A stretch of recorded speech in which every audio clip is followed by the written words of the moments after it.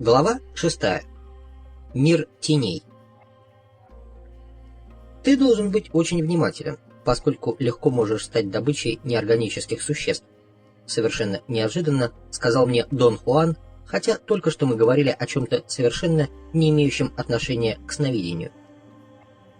Его утверждение застало меня врасплох. Как всегда, я попытался защититься. «Тебе не нужно меня предупреждать, я очень осторожен», — уверял я его. «Неорганические существа — любители интриг», — сказал он. «Я чувствую это и не могу успокоить себя тем, что они ставят ловушки только на начинающего сновидящего, и таким образом сновидящие, у которых уже нет желаний, всегда эффективно защищены». Тон его голоса был так настойчив, что я сразу же принялся заверять его в том, что не собираюсь попадать ни в какую ловушку. «Ты должен серьезно относиться к тому, что неорганические существа имеют в своем распоряжении изумительные средства», — продолжал он. «Их осознание великолепно. По сравнению с ними мы дети с большим количеством энергии, которой они домогаются». Я хотел сказать ему, что на абстрактном уровне я понимаю его мысль и его обеспокоенность, но в настоящее время и в конкретной ситуации я не вижу причин для беспокойства, поскольку вполне контролирую свою практику сновидения. Прежде чем Дон Хуан снова заговорил, прошло несколько минут тягостного молчания. Внезапно изменив тему разговора, он сказал, что хочет обратить мое внимание на очень важный аспект его наставлений в связи со сновидениями, по вопросу, на который я до сих пор не обращал внимания. «Ты уже понял, что врата сновидения представляют собой особые препятствия», — сказал он. «Но ты не понял до сих пор одной вещи. Что бы ни бралось в качестве упражнения для достижения и пересечения врат, это все не то, что помогает преодолеть эти врата на самом деле». «Я этого вообще не понимаю, Дон Хуан. Я не имею в виду, что неверно утверждать, например, что вторые врата достигаются и пересекаются после того, как сновидящий научился просыпаться в другом сне, или когда сновидящий научился изменять сновидение, не просыпаясь в обычном мире. Почему это так, Дон Хуан? Поскольку вторые врата сновидения достигаются и пересекаются только когда сновидящий научится находить и использовать энергию иного типа, энергию лазутчиков. Почему же тогда вообще дается энергия изменения сновидений? Пробуждение в другом сновидении или изменение сновидений является упражнением, которое завещали нам древние маги, чтобы тренировать способность сновидящего обнаруживать и использовать лазутчиков. Дон Хуан утверждал, что использование лазутчика является высшим достижением и что когда сновидящий приобретает способность выполнять это, вторые врата распахиваются и вселенная, которая существует за ними, становится для них доступной.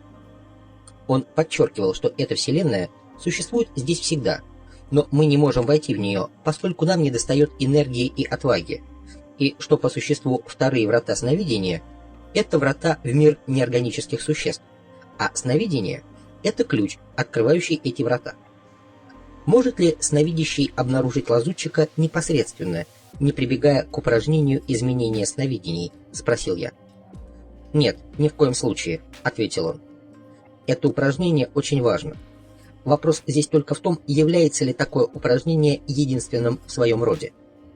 Или сновидящий может использовать и другие упражнения?» Дон Хуан лукаво посмотрел на меня, судя по его виду, он словно ждал, что я сам отвечу на этот вопрос. «Очень трудно предложить упражнение настолько же полное, как то, которое завещали древние маги», — сказал я с неопровержимой уверенностью, сам не зная, откуда она могла возникнуть. Дон Хуан согласился, что я абсолютно прав, и сказал, что древние маги завещали нам множество прекрасных упражнений для того, чтобы пройти через врата сновидения в особые миры, существовавшие за каждым из таких врат. Он повторил, что сновидения являются изобретением древних магов, и практиковать их нужно по их собственным правилам. Он описал правила для вторых врат в терминах последовательности из 3 шагов. Первый. Используя практику изменения сновидений, сновидящие открывают для себя лазутчиков. Второй. Следуя за ними, они попадают в другую подлинную вселенную. И третий. С помощью собственных действий сновидящие сами выясняют законы и правила, управляющие этой вселенной. Дон Хуан сказал, что в своей работе с неорганическими существами я следовал этому правилу настолько хорошо, что он опасается разрушительных последствий. Он подумал, что неизбежной реакцией части неорганических существ может стать попытка удержать меня в их мире. «Не думаешь ли ты, что это слишком сильное преувеличение, Дон Хуан?» — спросил я. Мне не верилось, что описанная им ситуация может стать настолько мрачной. «Я совсем не преувеличиваю», — ответил он сухим, серьезным тоном. «Ты увидишь сам. Неорганические существа никому не позволят пройти без настоящего сражения».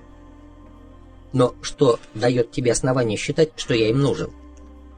«Они уже показали тебе слишком многое. Неужели ты считаешь, что они идут на все это просто забавы ради?» Дон Хуан сам рассмеялся этому замечанию. Мне оно не показалось забавным. Непонятно откуда взявшийся страх заставил меня спросить его о том, считает ли он, что я должен на время прервать или даже вовсе прекратить свою практику сновидений. «Ты должен продолжать свое сновидение до тех пор, пока не войдешь во Вселенную за вторыми вратами», — ответил он. «Я имею в виду, что только ты сам можешь либо принять, либо отвергнуть соблазны неорганических существ. Вот почему я остаюсь в стороне и могу разве что с трудом прокомментировать твои упражнения в сновидении». Я признался ему, что нахожусь в полном недоумении и не могу понять, почему он настолько щедр в объяснении одних аспектов своего знания и настолько скареден в освещении других, особенно если это касается сновидения. «Я вынужден учить тебя сновидению», — ответил он, — «только потому, что это модель, которую предложили древние маги. Путь сновидения полон ловушек, и попадать в них или избегать их — это личное и индивидуальное дело каждого сновидящего. И я могу добавить, что это моя последняя задача». «Являются ли эти ловушки результатом возможности поддаться искушению лести или обещаниям силы?» — спросил я. «Не только искушению всем этим, но также и всем, что предлагают неорганические существа. До определенного момента для магов нет способа принять то, что они предлагают». «И что это за момент, Дон Хуан?» «Этот момент зависит от личности каждого из нас. Проблема для всех нас заключается в том, чтобы взять от этого мира только то, что действительно необходимо, и ничего более. Знать, что же является необходимым, это искусность магов, но взять только то, что необходимо, это их высочайшее достижение. Непонимание этого простого правила и есть самый неизбежный путь попадания в ловушку. Что происходит, если попадаешь в такую ловушку, Дон Хуан? Если попадешь, то заплатишь определенную цену, и эта цена зависит от обстоятельств и глубины твоего падения. Но в действительности невозможно говорить о случайностях подобного рода, поскольку мы не сталкиваемся с проблемой наказания. Здесь ставятся на карту потоки энергии, создающие последствия более ужасные, чем смерть. Все, что встречается на пути мага, является вопросом жизни или смерти, но на пути сновидения это усиливается в сотни раз. Я снова уверил Дона Хуана, что всегда выполняю сновидение с величайшей осторожностью, и что я в высшей степени дисциплинирован и сознателен. «Я знаю, что это так», — ответил он, — «но я хочу, чтобы ты был еще более дисциплинированным и выполнял все, что связано со сновидением, чрезвычайно деликатно. Прежде всего, будь бдителен. Я не могу предвидеть, откуда произойдет нападение. Видишь ли ты, как видящий, нависшую надо мной опасность, Дон Хуан? Я видел нависшую над тобой угрозу с того дня, когда ты гулял по таинственному городу. И в первый раз я помог тебе, когда окружил твое энергетическое поле. Но знаешь ли ты конкретно, что мне нужно делать и чего мне следует избегать? Нет, я не знаю этого. Я только знаю, что мир за вторыми вратами очень близок к твоему собственному, и твой собственный мир чрезвычайно хитрый и бессердечный. Поэтому они не слишком отличаются. Я продолжал расспрашивать его о том, что еще он может сказать мне обо всем этом. Но он утверждал, что, как маг, чувствует состояние общей опасности, однако не может сказать ничего конкретного. Мир неорганических существ всегда готов поразить, продолжал он. Но таков и твой мир. Вот почему ты должен войти в их сферу точно так, как если бы ты подвергся опасности в зоне военного конфликта. Означает ли это, Дон Хуан, что сновидящие всегда должны бояться этого мира? Нет, я не говорил этого. Как только сновидящий проходит через вторые врата, или если он отказывается рассматривать их как жизненный выбор, больше не возникает никаких проблем. Дон Хуан настаивал, что только в этом случае сновидящие вольны продолжать. Я не уверен, что понял то, о чем он говорил. Он пояснил, что мир за вторыми вратами настолько мощный и агрессивный, что служит как бы естественным экраном или тестовой территорией, где сновидящие проверяют свою слабость. Если они выдерживают эти тесты, они могут перейти к следующим вратам. Если нет, они навсегда остаются пойманными в этом мире. Я буквально задыхался от тревоги, но, несмотря на мои уговоры, он больше ничего не добавил. Вернувшись домой, я продолжал свои путешествия в мир неорганических существ, соблюдая величайшие предосторожности. Такая осторожность, видимо, еще больше увеличила мое ощущение наслаждения этими путешествиями. Я достиг точки, когда простого созерцания мира неорганических существ было достаточно для того, чтобы создать экзальтацию, которую невозможно описать. Я боялся, что рано или поздно мой восторг закончится, но этого не происходило. Иногда что-то неожиданно делало его еще более интенсивным. Однажды лазутчик провел меня через бесчисленное количество туннелей, как если бы он что-то искал, или как если бы собирался вытащить мою энергию и исчерпать меня. К тому моменту, когда это наконец окончилось, я чувствовал себя так, словно пробежал марафон. Я ощутил себя словно на краю этого мира. Уже больше не было туннелей. Меня окружала только пустота. Затем что-то осветило пространство прямо передо мной. Свет шел от непрямого источника. Это был приглушенный рассеянный свет, окрашивающий все вокруг в серый или коричневый цвет. Когда я стал воспринимать этот цвет, я начал смутно различать какие-то темные движущиеся формы. В конце концов, мне показалось, что фокусирование моего внимания сновидения на этих движущихся фигурах делает их более вещественными. Я заметил, что их было 3 разновидности. Некоторые из них были круглыми, подобными шарам, другие напоминали колокола, еще одни были похожи на гигантское волнообразное пламя свечи. Все они в своем основании были круглыми и одного размера. Я решил, что диаметр основания составлял от 3 до 4 футов. Их там были сотни, даже тысячи. Я знал, что у меня было странное сложное видение, хотя эти формы для меня были настолько реальны, что меня начинало слегка тошнить. У меня возникло вызывающее тошноту ощущение пребывания над гнездом гигантских круглых коричневых и сероватых жуков. Я ощущал себя в безопасности, так как парил над ними. Однако я отбросил все эти соображения в тот момент, когда осознал, что полным идиотизмом было бы ощущать себя в безопасности или чувствовать себя неловко, как если бы это была ситуация из реальной жизни.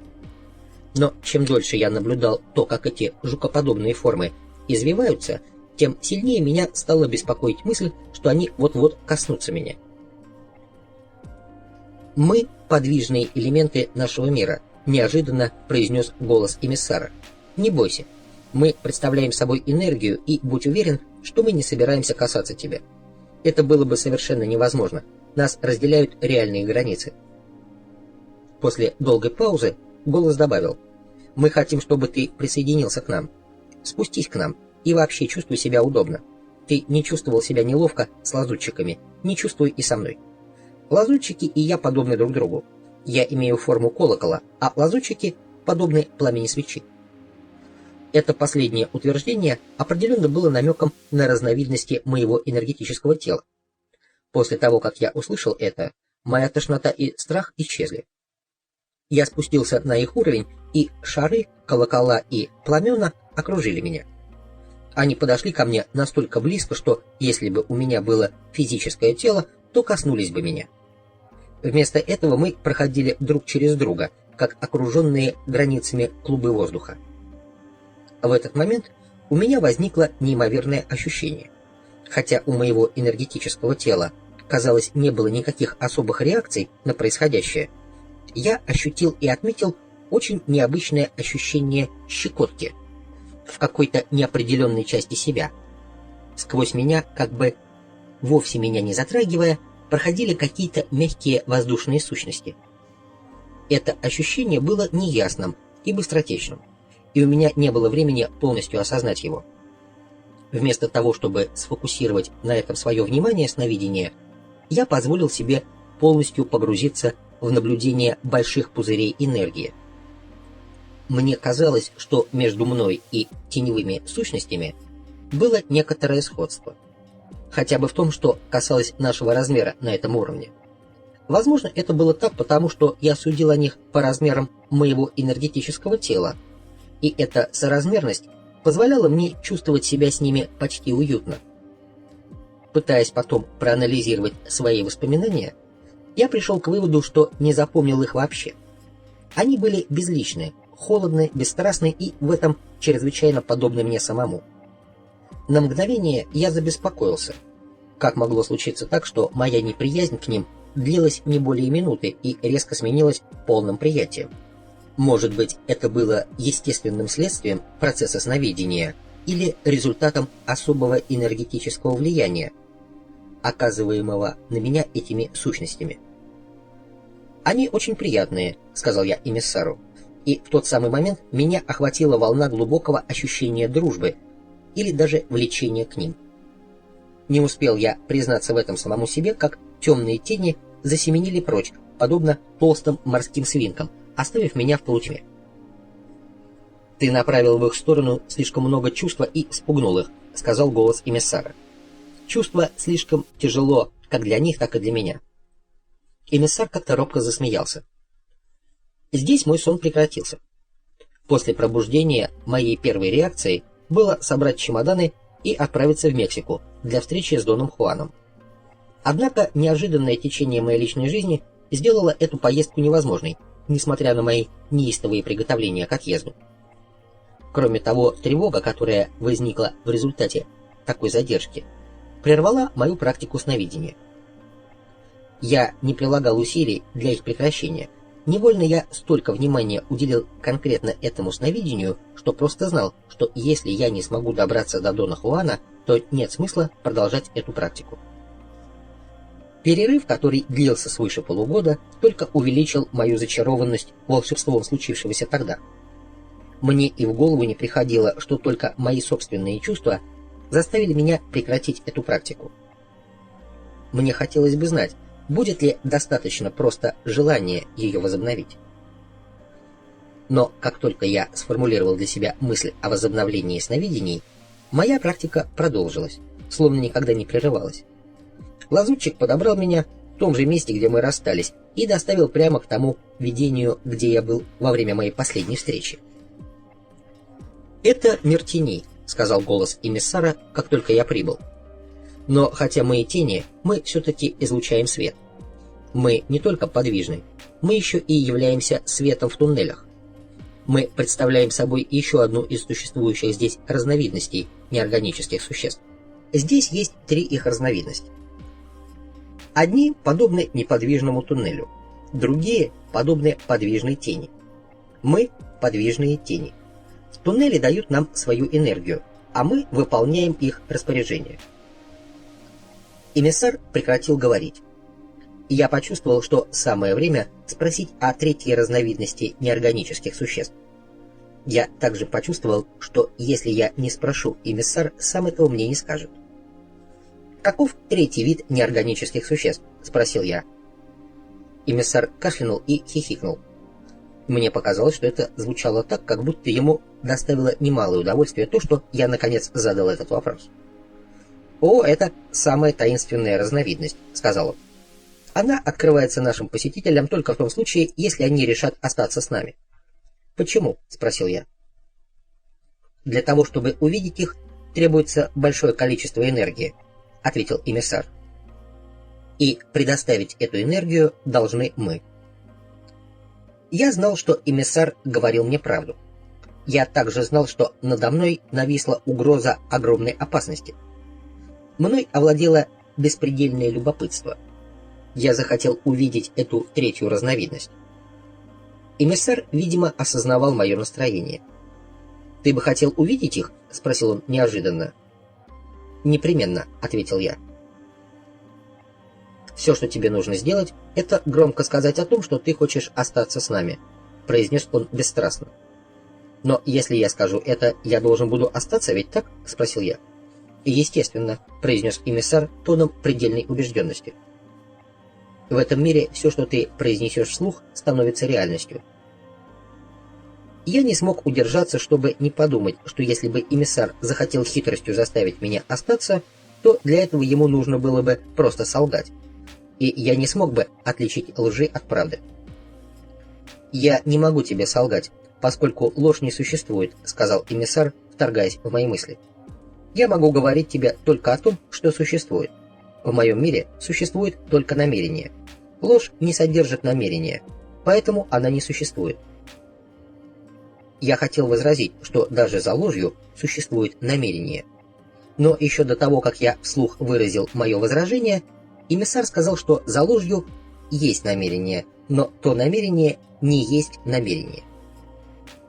Я не смог удержать мое внимание сновидения на возражение эмиссара. Оно направилось к теневым существам. Внезапно я заметил, что они похожи на стадо странных доверчивых животных. Голос эмиссара предупредил меня о том, чтобы я держал свои эмоции под контролем, поскольку внезапные порывы чувств могут рассеять их, словно стаю птиц. «Что же мне нужно делать?» — спросил я. «Спустись на нашу сторону и попытайся тянуть или толкать нас», — наставлял меня голос эмиссара. «Чем быстрее ты научишься это делать, тем быстрее ты сможешь двигать вещи в твоем собственном мире, просто смотря на них». Мой практичный ум мгновенно отреагировал на это. Я сразу очутился среди них, отчаянно пытаясь толкать или тащить их. В конце концов, я совершенно исчерпал свою энергию. Затем у меня возникло ощущение, что я пытаюсь сделать что-то подобное попытке поднять самого себя за волосы. У меня возникло еще одно впечатление. Чем больше я напрягался, тем больше теней появлялось. Это было похоже на то, как если бы они появлялись изо всех углов, чтобы наблюдать за мной или питаться мной. В тот момент, когда я это подумал, эти тени, мгновенно разбежались. «Мы не питаемся тобой», — сказал эмиссар. «Мы все приходим, чтобы погреться в твоей энергии. Это очень напоминает то, что ты делаешь с солнечным светом в холодный день». Эмиссар призвал меня открыться им, не концентрируясь на своих подозрениях. Я услышал этот голос, и по мере того, как я слышал то, что он говорит, я понимал, что я слышу, ощущаю и думаю точно так же, как делаю это в своей повседневной жизни. Я стал медленно поворачиваться кругом. Соизмерив ясность своего восприятия, я пришел к выводу, что нахожусь в реальном мире. Голос эмиссара продолжал звучать в моих ушах. Он говорил, что для меня единственным различием между восприятием моего мира и восприятием их мира является то, что восприятие их мира начиналось и заканчивалось в мгновение ока. Восприятие моего повседневного мира было иным, поскольку мое осознание фиксировано на нем вместе с осознанием огромного числа существ, мне подобных, и все мы вместе удерживаем свой мир на месте с помощью своего намерения. Эмиссар добавил, что и для неорганических существ восприятие моего мира точно так же начинается и заканчивается в мгновение ока, но восприятие своего мира для них точно так же, как и для моего, для меня, удерживается на месте громадным числом их намерений. В это мгновение та сцена начала растворяться. Все это напоминало погружение в глубину, а пробуждение из этого мира было подобно выныриванию на поверхность. На следующей сессии эмиссар начал свой диалог со мной, повторив, что между подвижными тенями и стабильными туннелями существуют полностью скоординированные и согласованные взаимоотношения. Он закончил свое высказывание словами: «Мы не можем существовать друг без друга». «Я понимаю твое объяснение», — ответил я. В его голосе появился оттенок недоверия, когда он возразил, что, возможно, я не в состоянии понять, что означает такая связь, которая является чем-то неизмеримо большим, чем зависимость. Я собрался попросить эмиссара объяснить, что он имеет в виду, но в следующее мгновение оказался внутри того, что я мог бы определить как саму ткань туннеля. Я увидел забавно соединенные, напоминающие железы, выпуклости, которые излучали тусклый свет. У меня возникла мысль, что эти выпуклости производят на меня такое же впечатление, как выпуклый алфавит Брайля для слепых. Считая их шариками энергии от 3 до 4 футов в диаметре, я начал удивляться действительным размерам этих туннелей. «Размеры здесь не похожи на размеры в твоем мире», — сказал эмиссар. «Энергия этого мира представляет собой другой тип энергии. Ее особенности не совпадают с особенностями энергии твоего мира, хотя этот мир столь же реален». Эмиссар принялся объяснять мне, что он уже рассказывал мне все это о теневых сущностях, когда описывал и объяснял выпуклости на стенах туннеля.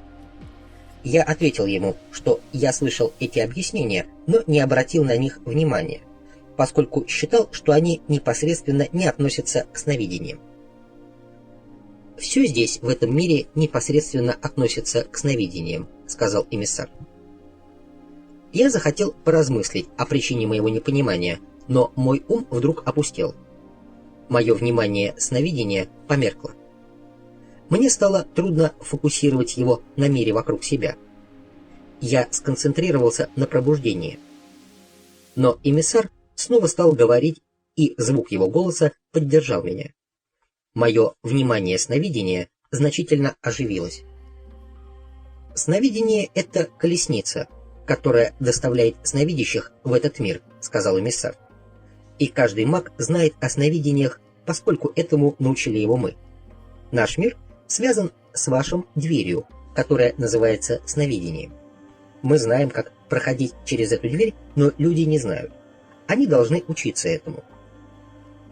Голос эмиссара начал объяснять мне то, о чем уже говорил раньше.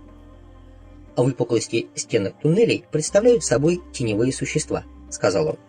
«И я один из них. Мы движемся внутри туннелей по их стенкам, заряжая себя энергией этих туннелей, которая и является нашей энергией. Мой ум пронзила мысль.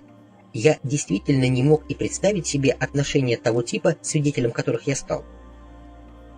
Если бы ты остался с нами, то непременно бы научился ощущать то, что означает быть так взаимосвязанным, как взаимосвязаны мы», — сказал эмиссар.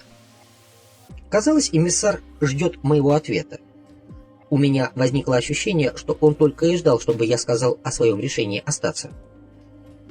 «Сколько теневых существ в каждом туннеле?» — спросил я, пытаясь сменить тему. И сразу же пожалел об этом, потому что эмиссар начал подробно описывать мне количество и функции теневых существ в каждом туннеле. Он сказал, что в каждом туннеле имеется определенное число взаимозависимых сущностей, относящихся только к нему, каждая из которых выполняет конкретные функции, относящиеся к потребностям и желаниям родственных им туннелей. Мне не хотелось, чтобы эмиссар стал вдаваться в подробности. Я осознал, что чем меньше я знаю о туннелях и теневых существах, тем лучше для меня. В тот миг, когда я сформулировал эту мысль, эмиссар остановился, и мое тело энергии резко дернулось, как будто потянули за кабель. В следующий момент я полностью проснулся в своей кровати. С тех пор у меня больше не было страхов, которые могли бы прерывать мою практику сновидения. Мною стала овладевать другая идея. Идея о том, что я обнаружил источник неповторимого удовольствия. Каждый день я едва дожидался того момента, когда начинал сновидение, и лазутчик доставлял меня в мир теней. Дополнительная прелесть была еще и в том, что мои видения мира теней стали еще более похожими на жизнь, чем это было раньше. Если судить с точки зрения стандартов обычных мыслей, обычных визуальных и слуховых ощущений, привычных реакций моего тела, то пока продолжались мои переживания, все это было настолько же реально, как любая ситуация в обычном мире. Никогда у меня не было таких переживаний, в которых единственным отличием между моими видениями и моим повседневным миром была скорость, с которой заканчивались мои видения. В один миг я оказывался в странном, но реальном мире, в следующее мгновение в своей постели. Страстно желая, чтобы Дон Хуан дал свои комментарии и пояснения, я продолжал слоняться по Лос-Анджелесу. Чем больше я думал о своей ситуации, тем больше была моя тревога. Я даже начал ощущать, что в мире неорганических существ на меня с колоссальной скоростью надвигалось нечто угрожающее. По мере того, как росла моя тревога, мое тело оказывалось в состоянии глубочайшего страха, хотя ум мой экстатически созерцал мир теней. И, что совсем плохо, голос эмиссара сновидений стал присутствовать в моем повседневном сознании. Однажды во время моих университетских занятий я услышал, как голос говорил, что любая попытка с моей стороны прекратить мои практики сновидений нанесла бы вред моим глобальным целям. Он утверждал, что воины не уклоняются от проблем, что у меня нет разумного основания прекращать свою практику. Я согласился с эмиссаром. У меня самого не было намерения ничего прекращать. И голос только подтверждал это мое ощущение. А в это время изменился не только эмиссар, но и новый лазутчик появился на сцене. Однажды не успел я начать изучать особенности объектов моего сновидения, передо мной буквально выскочил лазутчик и агрессивно завладел моим вниманием сновидения. Примечательной особенностью этого лазутчика было то, что ему не пришлось проходить через энергетические метаморфозы.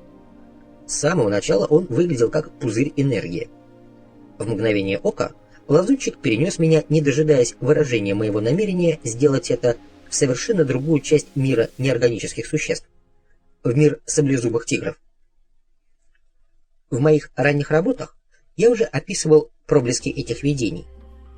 Я сказал «проблески», поскольку у меня не было достаточной энергии, чтобы передать воспринятые мной миры способом, понятным для моего рационально мыслящего ума. Мои ночные видения саблезубых тигров продолжались регулярно в течение длительного времени, до тех пор, пока этот агрессивный лазутчик, вновь не дожидаясь моего согласия, перенес меня в туннели. Я услышал голос эмиссара. Он сразу обрушил на меня самую длинную и мучительную тираду из тех, что я слышал до сих пор. Он говорил мне о необыкновенных преимуществах мира неорганических существ. Он говорил о получении знания, которое перевернет мой ум, и о том, что это достигается только простым действием, согласием остаться в этих удивительных туннелях. Он говорил о неописуемой подвижности, о бесконечном времени для познания сути вещей и, более всего, о возможности быть объектом внимания космических слуг, которые будут исполнять мой малейший каприз. Сознательные существа из самых невероятно удаленных концов Вселенной высказывают желание остаться с нами. Им нравится быть у нас, сказал эмиссар, завершая свою беседу. Фактически до сих пор никто не пожелал уйти. В этот момент у меня возникла мысль. Служение мне полностью чуждо моему темпераменту. Я никогда не одобрял ни слуг, ни тех, кому они служат. Лазутчик подхватил меня и понес по множеству туннелей.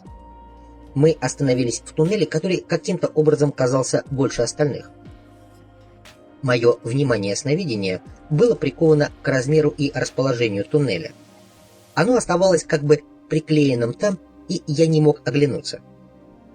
Мое внимание сновидения было сконцентрировано на капле энергии, немного больше, чем теневые существа. Она была голубой, словно синева в центре пламени свечи. Я знал, что эта конфигурация энергии не была теневым существом, и что ее не было здесь раньше. Ощущая его, я забыл о себе. Лазутчик дал мне знак уходить, но что-то сделало меня невосприимчивым к его сигналам. Я, ощущая некоторую тревогу, все же остался там, где был. Однако знаки лазутчика нарушили мою концентрацию, и я потерял из виду эту голубую форму. Неожиданно колоссальная сила заставила меня вращаться вокруг своей оси и перенесла меня прямо к голубому свечению. По мере того, как я смотрел на него, оно обретало очертания человека, очень маленького, тонкого, хрупкого, почти прозрачного. Я отчаянно пытался определить, мужчина это или женщина, но, как я ни старался, мне это не удалось. Мои попытки спросить об этом эмиссара также не имели успеха. Он улетел внезапно, оставив меня подвешенным в этом туннеле лицом к лицу с незнакомым человеком. Я попытался поговорить с этим человеком, так как я разговаривал с эмиссаром, но не получил ответа. Я ощутил волну разочарования от того, что не смог разрушить разделяющий нас барьер. Затем меня охватил страх остаться наедине с кем-то, кто мог оказаться врагом. В присутствии незнакомца у меня возникло множество реакций.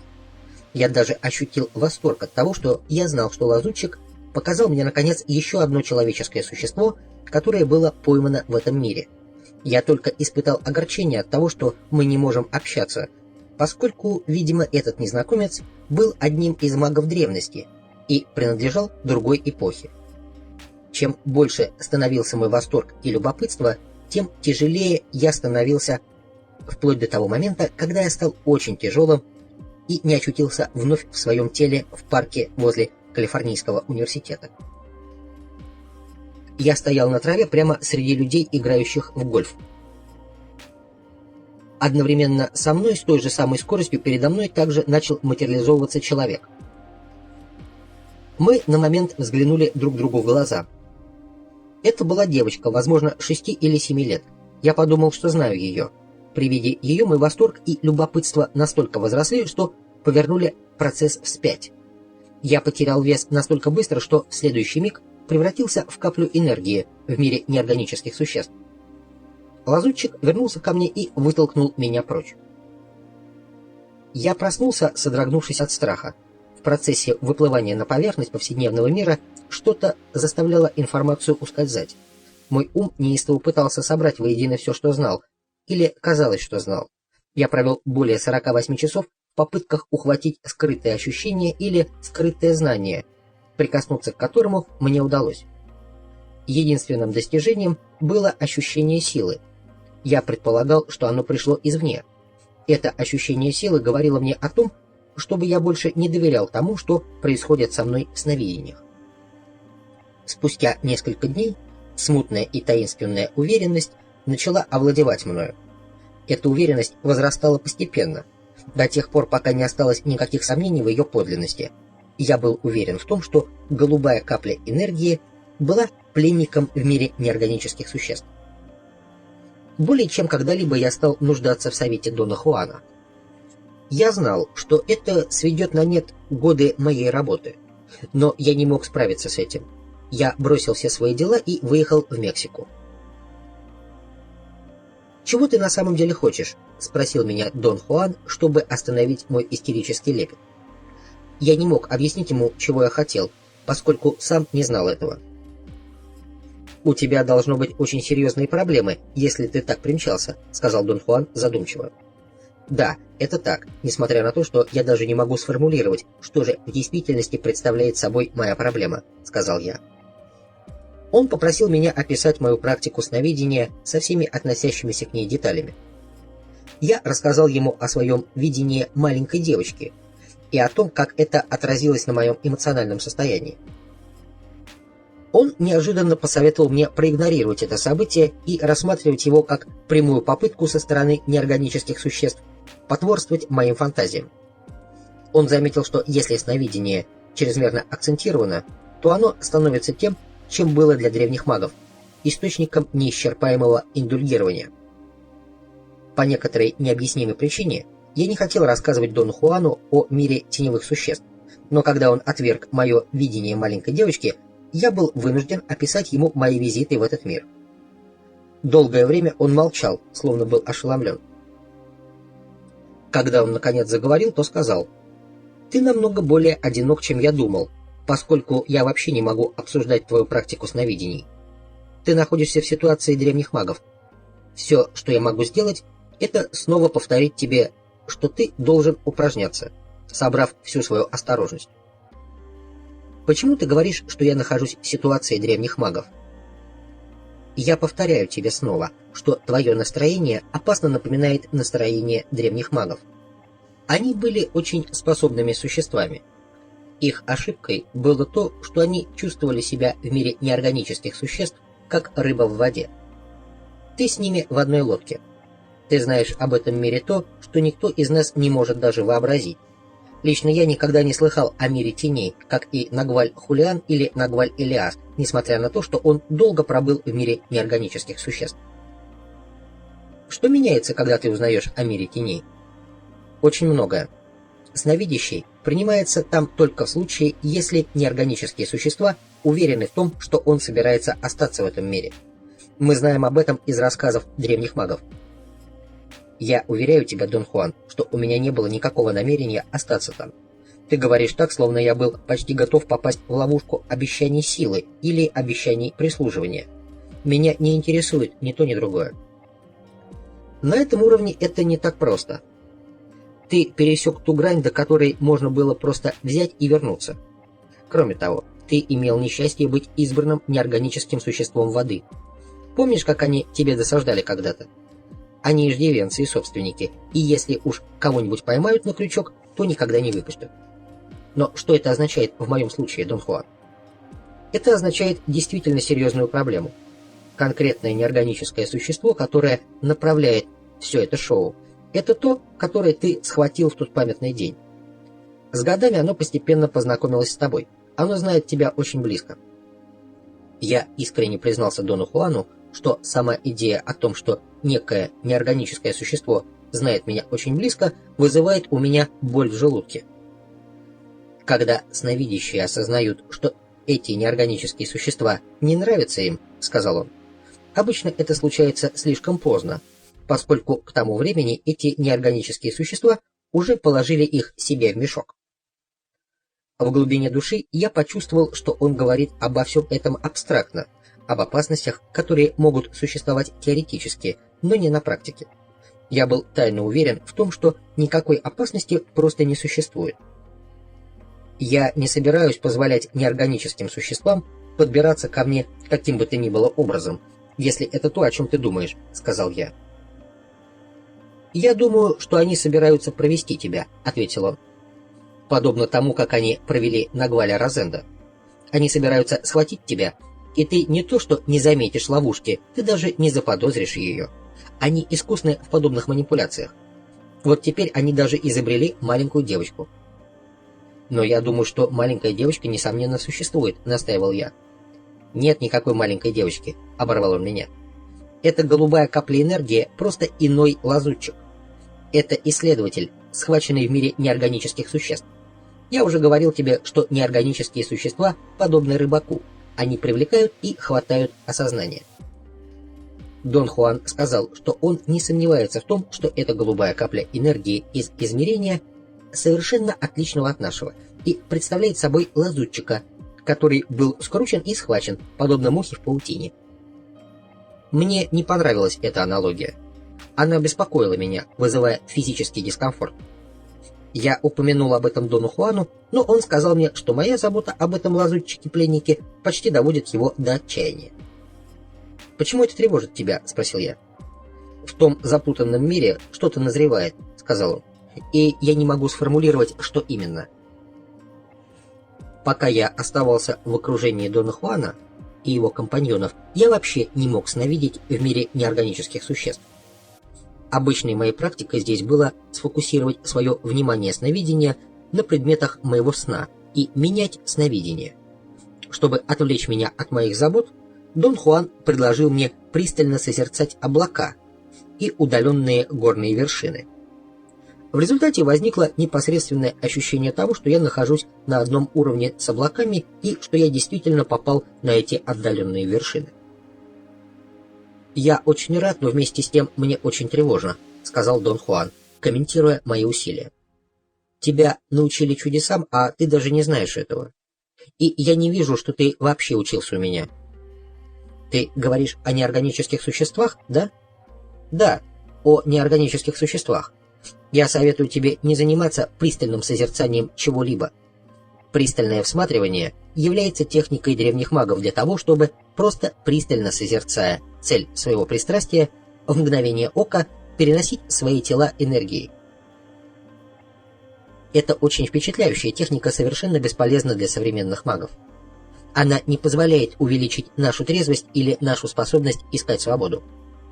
Все, что она делает, это только возвращает и приковывает нас к конкретности, самому нежелательному состоянию. Дон Хуан добавил, что если бы я не держал себя под контролем, со временем я бы слил второе внимание со вниманием моей повседневной жизни, и тогда стал бы просто невыносимым. Он сказал, что существует опасная трещина между моей подвижностью во втором внимании и моей настойчиво культивируемой неподвижности в своем сознании в обычном мире. Он заметил, что трещина между ними была настолько велика, что в моем дневном состоянии я был почти идиотом, а во втором внимании — лунатиком. Перед тем, как отправиться домой, я самовольно решил обсудить мои сновидения мира теней с Кэрол Тикс, хотя Дон Хуан советовал мне не обсуждать этого ни с кем. Мне больше всего хотелось поговорить именно с ней. Она была самой интересной и самой понятной для меня личностью, поскольку представляла собой мою полную противоположность. Дон Хуан явно был раздосадован тем, что я рассказал ей о своих проблемах. Я чувствовал себя хуже, чем когда-либо. Мной овладела жалость к себе, и я начал сетовать, что вечно поступаю не так, как надо.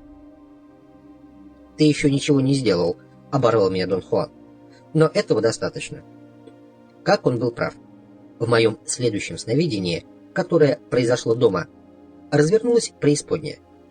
Я достиг мира теней, как я делал огромное количество раз. Единственным отличием было присутствие голубой формы энергии. Она находилась среди других теневых существ. Я почувствовал, что, возможно, этот пузырь энергии был здесь и раньше, но я не замечал его. Как только я отметил это, мое внимание сновидения неотрывно привязалось к этому пузырю энергии. В считанные секунды я очутился рядом с ним. Как обычно, другие тени также подошли ко мне, но я не обратил на них никакого внимания. Внезапно эта голубая круглая форма превратилась в маленькую девочку, которую я уже видел. Она вытянула свою тонкую нежную длинную шею в мою сторону и сказала едва слышным шепотом: «Помоги мне». Либо она действительно это сказала, либо я вообразил, что она это сказала. Результат был тем же. Я стоял, застыв наэлектризованный искренним участием. Я ощутил холод. Но это ощущение шло не изнутри моей массы энергии. Я ощутил холод где-то в другой части меня. Впервые я полностью осознал, что то, что я переживаю, совсем не похоже на обычные ощущения, идущие от органов чувств. Я мог ощущать мир теней, испытывая все то, что обычно считал переживанием. Я мог думать, оценивать, принимать решения. Я обладал психологической непрерывностью. Иными словами, я был самим собой. Отсутствовала только одна моя часть, ощущающая. У меня не было ощущений тела. Все впечатления поступали через зрение и слух. Мой разум затем столкнулся со странной проблемой. Видение и слышание было не физической реальностью, а качествами возникающих видений. «Ты на самом деле видишь и слышишь», — произнес, вторгаясь в мои мысли, голос эмиссара. В этом и состоит прелесть этого места. Ты можешь ощущать все это через видение и слышание, не используя дыхание. Подумай об этом. Тебе не нужно дышать. Ты можешь попасть в любое место этого мира и не дышать. Сквозь меня пробежала волнующая рябь эмоций. И снова это ощущение не принадлежало миру теней. Оно чувствовалось где-то в другом месте.